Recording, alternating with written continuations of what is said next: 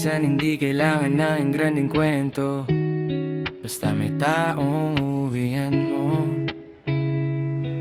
araw-araw.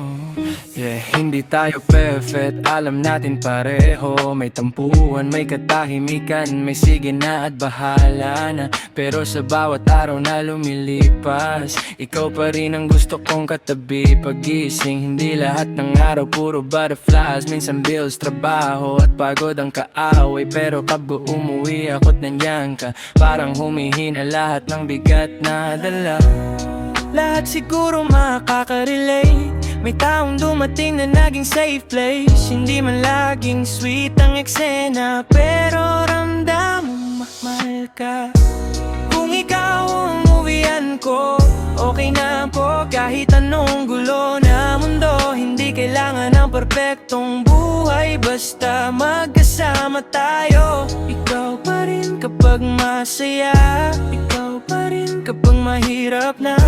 Sa dami ng tao, ikaw pa rin ang pipiliin ko. Nung una puro good morning, ngayon kumain ka na ba? Nung una puro kilig, ngayon ingat ka sa biyahe. Doon ko na-realize, hindi lang pala love ang forever, kundi pagpili sa isang tao. Kahit hindi na honeymoon ang bawat araw.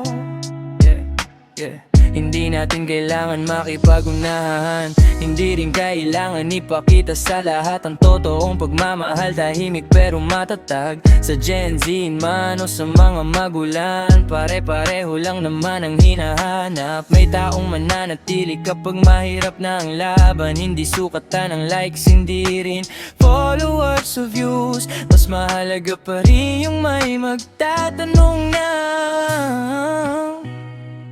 nakauwi ka na ba? Oh, yeah. Darating ang panahon, magbabago ang mukha, pati mga pangarap. Pero kung ikaw pa rin ang katabi ko, panalo pa rin ang buhay. Yeah.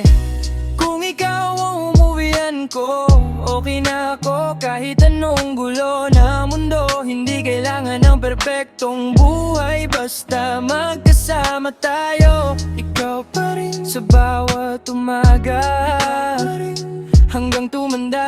Hindi lang ngayon, kundi habang buhay. Minsan ang pinakamagandang love story, hindi yung walang problema, kundi yung pinipili nyo pa rin ang isa't isa.